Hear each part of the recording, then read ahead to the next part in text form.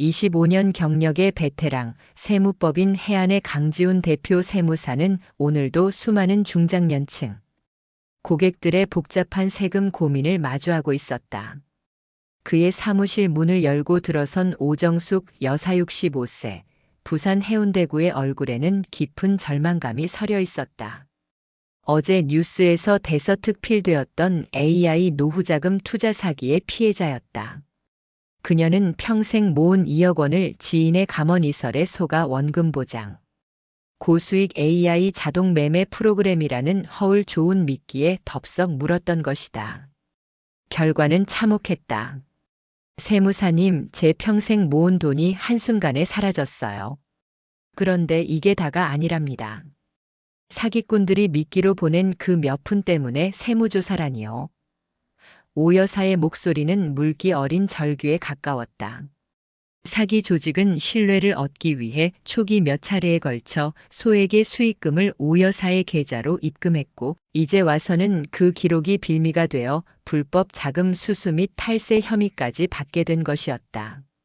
눈앞이 캄캄해진 오 여사는 마지막 지푸라기라도 잡는 심정으로 강 세무사를 찾은 터였다. 강지훈 세무사는 그녀의 이야기를 묵묵히 들으며 최근 부쩍 늘어난 신종 금융 범죄와 그로 인해 파생되는 세금 문제의 심각성을 다시 한번 절감했다. 단순히 재산을 잃는 것을 넘어 한순간에 범죄자로까지 내몰릴 수 있는 이 무서운 현실 앞에서 개인은 너무나도 무력했다. 그의 눈빛이 안타까움으로 그늘졌다. 여사님, 정말 힘든 시간을 보내고 계시는군요. 일단 마음을 진정하시고 차근차근 해결 방법을 찾아봅시다. 강 세무사의 차분한 목소리가 절망에 빠진 오 여사에게 작은 위로가 되는 듯 했다. 하지만 그의 머릿속은 이미 복잡한 세법, 조항과 예상되는 국세청의 압박을 헤쳐나갈 전략으로 빠르게 회전하고 있었다. 이처럼 예기치 않은 세금 문제는 누구에게나 닥칠 수 있는 현실이었다. 강지훈 세무사는 오정숙 여사의 사건을 접하며 최근 국세청의 변화된 분위기를 다시 한번 상기했다. 예전에는 이 정도까지는 아니었는데 요즘 국세청은 정말 촘촘하게 들여다봅니다. 그의 말에는 경고의 의미가 담겨 있었다. 특히 2025년 5월부터 시행된 세금 추징액의 일정 비율, 포상금 지급 제도는 일선 세무 공무원들의 업무 태도를 눈에 띄게 바꾸어 놓았다. 마치 숨은 그림 찾기처럼 그들은 이제 더 적극적으로 과세 대상을 발굴하려 혈안이 되어 있었다. 얼마 전 상담했던 박철민 어르신 72세, 강원도 강릉시도 비슷한 경우였죠. 강 세무사는 찻잔을 들어 한 모금 마시며 말을 이었다. 박 어르신은 퇴직 후 정부의 미래 농업 K-스마트팜 육성 프로젝트에 선정되어 1억 원의 지원금을 받고 야심차게 귀농 생활을 시작한 분이었다. 문제는 그 이후였다. 스마트팜 운영을 돕는 아들에게 매월 500만 원씩 1년간 생활비 및 인건비 명목으로 송금했는데 이것이 국세청의 차명계좌 및 가족 간 편법 증여 의심 거래 분석 시스템에 포착된 것이다. 아들이 실제로 농장에서 땀 흘려 일했고 그 대가로 받은 돈이라고 항변하셨지만 국세청에서는 객관적인 증빙 자료가 부족하다며 증여세를 추징하려 하고 있습니다. 국세청 조사과 최경수 팀장 40대 중반 같은 원칙주의자들은 한치의 양보도 없었다. 자식에게 생활비 좀 보탠 것이 뭐가 그리 큰 죄냐며 분통을 터뜨리시는데 저도 참 안타까웠습니다. 과거에는 자식 농사일을 돕는 아들에게 주는 돈 정도는 문제 삼지 않는 경우가 많았지만 이제 세상이 바뀐 것이다. 컴퓨터가 모든 금융 거래를 샅샅이 훑고 사소한 금액이라도 패턴화된 움직임이 보이면 즉시 위험 신호로 분류했다. 강 세무사는 이제는 가족 간의 돈 거래일지라도 설마 괜찮겠지라는 안일한 생각은 절대 금물입니다. 모든 거래에는 명확한 근거와 기록을 남겨야만 예상치 못한 세금 폭탄을 피할 수 있습니다. 라고 힘주어 말했다. 오 여사는 강 세무사의 설명에 더욱 얼굴이 굳어졌다. 자신의 경우가 더욱 심각하게 느껴졌기 때문이었다. 국세청이 특히 주목하는 위험한 자금 이체 패턴이 몇 가지 있습니다. 강지훈 세무사는 상담 테이블 위로 서류 몇 장을 펼쳐 보이며 말을 이어갔다. 그중 첫 번째가 바로 일정한 주기로 같은 금액 송금하기와 송금 직후 자산 구입하기입니다. 그는 최근 성공적인 시니어 창업가로 주목받던 윤서아 대표 55세, 경기도 성남시의 사례를 들었다. 윤 대표는 대기업에서 조기 퇴직한 후 성장하는 반려동물 시장에 뛰어들어 펫포레스트라는 반려동물 장례 및 프리미엄 케어 서비스를 시작해 큰 성공을 거두고 있었다. 문제는 사업 초기 발생한 수익금 중 1억 원을 결혼을 앞둔 딸의 전세, 자금 명목으로 송금하면서부터 시작되었다. 윤 대표님은 순수한 마음으로 딸을 도우려 하셨죠. 그런데 공교롭게도 따님이 그 돈을 받자마자 평소 갖고 싶었던 고가의 외제차를 덜컥 계약해버린 겁니다. 이 거래는 국세청의 부동산 외 고액 자산 취득 자금 출처 분석 시스템에 즉각 포착되었다. 국세청에서는 윤 대표님이 사업 자금과 개인 자금을 명확히 분리하지 않은 상태에서 거액을 송금한 점, 그리고 그 돈이 곧바로 사치품 구매에 사용된 점을 들어 사업, 소득 누락 및 편법 증여 혐의를 두고 강도 높은 조사를 예고했습니다.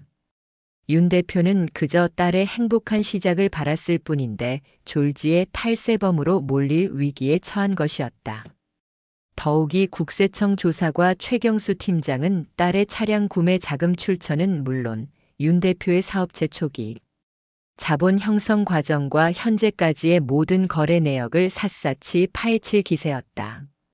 사업이 어느 정도 궤도에 오르기 전까지는 대표 급여도 제대로 책정하지 않고 일하셨는데 그 점이 오히려 불리하게 작용한 셈입니다.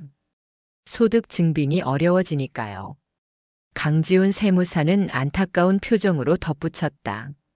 새로운 도전으로 제2의 인생을 멋지게 개척해가던 윤 대표에게 세금 문제는 생각지도 못한 암초였던 것이다. 오정숙 여사는 자신도 모르게 마른 침을 삼켰다. 한때는 남의 이야기로만 여겼던 일들이 바로 자신의 현실이 될 수도 있다는 불안감이 엄습했다. 강지훈 세무사는 오정숙 여사의 굳은 표정을 읽고는 다시 한번 강조했다. 국세청이 주시하는 또 다른 위험한 패턴으로는 소득에 비해 많은 지출이 있을 때와 미성년자 계좌로 돈 보내기가 있습니다. 그는 몇 해 전 상담했던 한 중소기업 사장님의 사례를 꺼냈다. 그 사장님의 아들은 연봉이 3천만 원 남짓이었는데 갑자기 강남에 수억 원짜리 아파트를 덜컥 구입했다.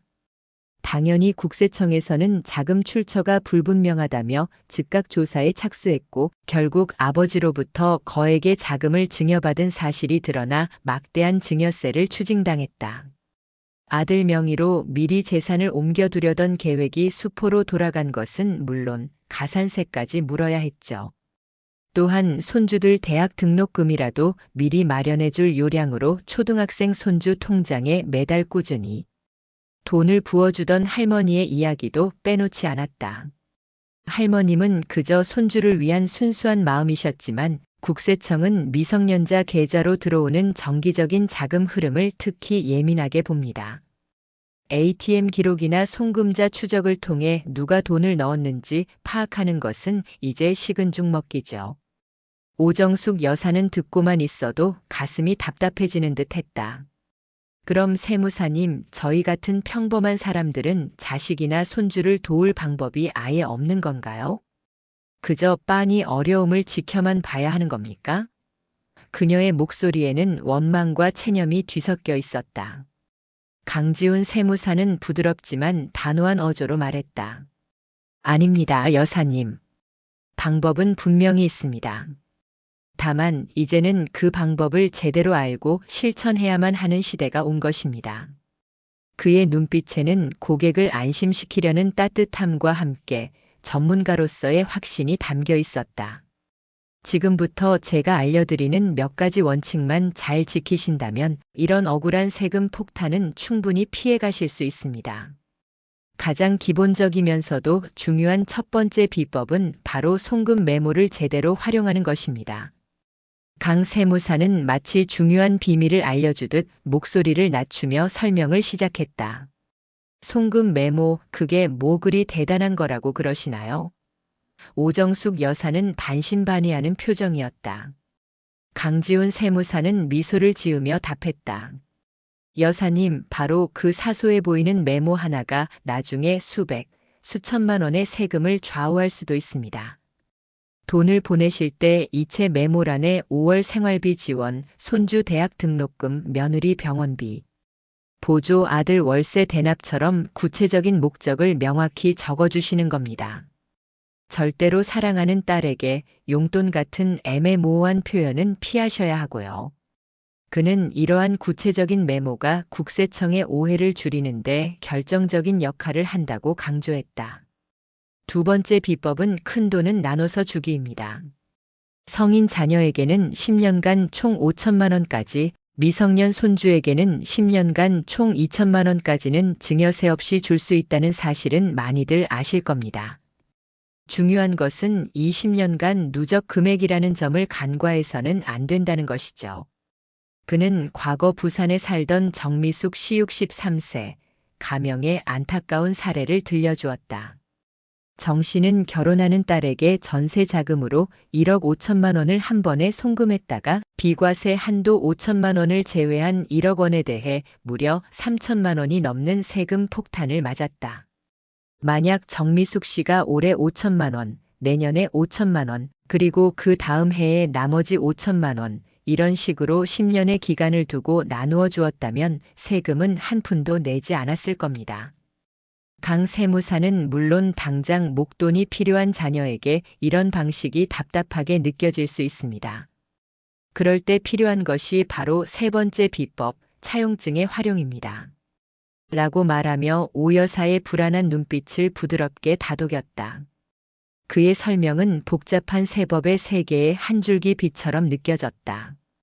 오정숙 여사는 자신도 모르게 강 세무사의 말 한마디 한마디에 귀를 기울이며 희망을 찾기 시작했다. 이 지긋지긋한 세금 문제에서 벗어날 수만 있다면, 아니 최소한 억울한 상황이라도 피할 수 있다면 무엇이든 할 수 있을 것 같았다. 차용증이요? 그걸 쓰면 꼭 돈을 돌려받아야 하는 것 아닙니까? 자식한테 돈 빌려주고 이자까지 받으라니 각박하게 느껴지는데요. 오정숙 여사는 고개를 갸웃거렸다. 강지훈 세무사는 이해한다는 듯 고개를 끄덕였다. 물론 그렇게 생각하실 수 있습니다. 하지만 여기서 중요한 것은 형식입니다. 국세청은 서류를 중시하거든요. 차용증은 돈을 빌려줬다는 명확한 증거 서류가 됩니다. 그는 차용증 작성법에 대해 상세히 설명하기 시작했다. 금액은 숫자와 한글로 함께 쓰시고 예를 들어 금 1억 원정 1억 이런 식이죠. 돈을 빌려주는 목적도 명확히 밝혀야 합니다. 자녀 전세 자금 지원 등으로요. 가장 중요한 것은 상환 계획입니다. 2026년부터 매월 50만 원씩 상환처럼 구체적으로 명시하고 부모와 자녀가 함께 있는 자리에서 각자의 자필 서명과 날짜를 반드시 기입해야 합니다. 도장보다는 자필 서명이 더 신뢰성을 높입니다. 강 세무사는 여기서 한 가지 중요한 꿀팁을 덧붙였다. 현행법상 직계존비속 간에는 연 4.6%의 적정 이자율보다 낮은 이율로 빌려주거나 무이자로 빌려줄 경우 그 차액에 대해 증여세를 매길 수 있습니다. 하지만 그 이자 차액이 연간 1천만 원 미만이면 증여세를 과세하지 않아요. 이걸 역으로 계산하면 약 2억 1,700만 원까지는 무이자로 빌려줘도 법적으로 문제가 없다는 이야기가 됩니다. 오 여사의 눈이 동그래졌다. 아이고, 그럼 이자를 안 받아도 되는 거네요? 그렇습니다. 그리고 부부가 각자 자녀에게 2억 1,700만 원씩 빌려줄 수 있으니 총 4억 3,400만 원까지는 무이자로 빌려주는 것이 가능합니다. 다만 강 세무사는 원금은 아주 소액이라도 꾸준히 상환하는 모습을 보이는 것이 중요하다고 강조했다. 매달 10만 원이든 20만 원이든 자녀가 부모 계좌로 돈을 보내면서 이체 메모에 원금 일부 상환이라고 꼭 적도록 하세요. 이것이 차용 관계를 입증하는 강력한 증거가 됩니다. 그는 과거 아들 사업 자금으로 1억 원을 빌려줬던 강춘자 할머니 67세 가명의 사례를 들었다. 아들 사업이 어려워져 약속한 원리금을 갚지 못하게 되자 할머니는 상환 계획 변경 약정서를 작성하고 아들에게 매달 5만 원이라도 원금 일부 상환 명목으로 보내게 했다. 덕분에 세무조사에서도 아무 문제 없이 넘어갈 수 있었다고 한다. 네 번째 절세 비법은 바로 모든 증거 자료를 철저히 모아두는 것입니다. 강지훈 세무사는 서류철에서 몇 가지 샘플을 꺼내 보이며 말했다. 차용증 원본, 매달 주고받은 송금 내역서, 상환 내역이 찍힌 통장 사본은 기본이고요. 놀랍게도 요즘은 카카오톡 대화 내용까지 중요한 증거로 인정받는 경우가 많습니다. 그는 아들의 유학 자금으로 8천만 원을 지원했던 김성철 씨 72세 가명의 이야기를 예로 들었다. 김 씨는 차용증을 작성했지만 2년 후 세무조사를 받을 당시 정신이 없어 원본을 찾지 못했다. 그를 구한 것은 다름 아닌 아들과 나눴던 카톡 대화였다. 아들아, 등록금하고 생활비로 8천만 원 빌려줄 테니 졸업하고 2년 뒤부터 천천히 갚아라. 라는 메시지가 고스란히 남아 있었던 것이다. 이 결정적인 증거 덕분에 김 씨는 수천만 원의 증여세를 면할 수 있었다. 그러니 주고받은 모든 기록은 최소 5년, 아니 10년 이상 꼭 보관하셔야 합니다. 언제 어떻게 쓰일지 모르니까요. 마지막 5번째 비법은 현금보다는 계좌 이체가 안전하며 교육비나 의료비 등은 직접 해당 기관에 납부하는 것이었다. 간혹 현금으로 주면 안 걸리지 않을까? 하고 생각하시는 분들이 계시는데 천만의 말씀입니다. 요즘 국세청은 현금 거래를 더 예의주시합니다. 하루에 1천만 원 이상 현금을 인출하면 그 기록이 금융정보분석원 FIU를 통해 자동으로 국세청에 통보되고 999만 원씩 여러 번 쪼개서 뽑아도 지능적인 탈세 시도로 의심받아 조사 대상이 될 수 있습니다. 과거 수원에 살던 장기택 씨 70세 가명는 딸 전세금을 마련해 주려고 7일 동안 매일 900만 원씩 총 6,300만 원을 인출했다가 결국 세무조사를 받고 증여세를 내야 했다. 가장 안전한 방법은 등록금이면 학교 계좌로 직접, 전세금이면 집주인 계좌로 직접, 병원비라면 병원에 직접 납부하시는 겁니다. 그리고 반드시 영수증을 발급받아 보관하셔야 하고요. 인천의 이선주 씨 59세, 가명는 딸의 대학 등록금 1,200만 원을 학교에 직접 납부하고 받은 영수증 덕분에 세무서의 자금 출처 소명 요구에 간단히 대응할 수 있었다. 강지훈 세무사의 명쾌한 설명에 오정숙 여사의 얼굴에도 조금씩 안도의 빛이 감돌기 시작했다. 여기까지 잘 따라오셨습니다, 여사님. 이제 마지막으로 많은 분들이 잘 모르시는 특별한 절세 방법, 바로 배우자 간 증여에 대해 말씀드리겠습니다. 강지훈 세무사는 한결 편안해진 오정숙 여사를 보며 미소 지었다. 배우자 간에는 10년간 무려 6억 원까지 증여세 없이 재산을 주고받을 수 있습니다. 자녀에게는 5천만 원, 손주에게는 2천만 원이 비과세 한도인 것에 비하면 엄청난 혜택이죠. 그는 서울에 사는 박대호 어르신 78세, 가명의 사례를 들었다. 박 어르신은 본인 명의의 아파트를 팔아 생긴 5억 원을 아내 통장으로 보냈는데 세무서에서 연락이 왔을 때 결혼 50년 동안 함께 모은 재산이고 아내가 관리하는 것이 편해서 보냈다고 설명했고 6억 원 이하라서 증여세를 한 푼도 내지 않았다. 더욱이 함께 사는 배우자끼리 주고받는 생활비는 그 금액에 상관없이 증여세가 없습니다. 그리고 배우자에게 미리 재산을 증여해두면 나중에 상속 문제가 발생했을 때 절차가 간단해지고 상속세를 줄이는 효과도 볼 수 있습니다. 다만 강 세무사는 배우자 증여 시 몇 가지 주의할 점도 당부했다. 증여 계약서를 꼭 작성하고 증여받은 날부터 3개월 이내에 증여세 신고를 해야 합니다. 비록 낼 세금은 없더라도 신고는 의무입니다. 또한 증여 후 5년 안에 이혼하면 증여받은 재산이 다시 원래 증여자에게 돌아간 것으로 보아 세금이 추징될 수 있으니 유의하셔야 합니다. 만약 세무조사 통지서를 받게 된다면 당황하지 말고 즉시 전문가인 세무사와 상담하고 모든 증거 자료를 철저히 준비해서 솔직하게 대응하는 것이 최선이라고 조언했다.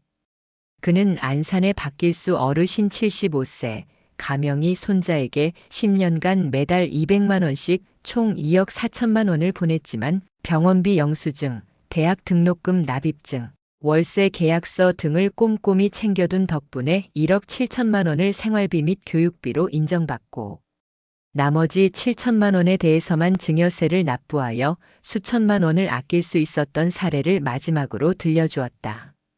기억하십시오, 여사님. 2025년 5월부터 시행된 세무공무원 포상금 제도로 인해 국세청의 감시는 더욱 강화될 것입니다. 가족이니까 괜찮겠지라는 생각은 이제 버리셔야 합니다. 오늘 제가 말씀드린 방법들만 잘 준비하신다면 세금 폭탄은 충분히 피하실 수 있습니다. 우리 가족의 소중한 재산을 지키는 것은 결국 여러분의 세심한 준비에 달려 있습니다. 강지훈 세무사의 따뜻하면서도 확신에 찬 마지막 말이 오정숙 여사의 마음에 깊은 울림을 남겼다. 그녀는 드디어 한 줄기 희망을 본 듯 굳었던 얼굴에 희미한 미소를 띄었다.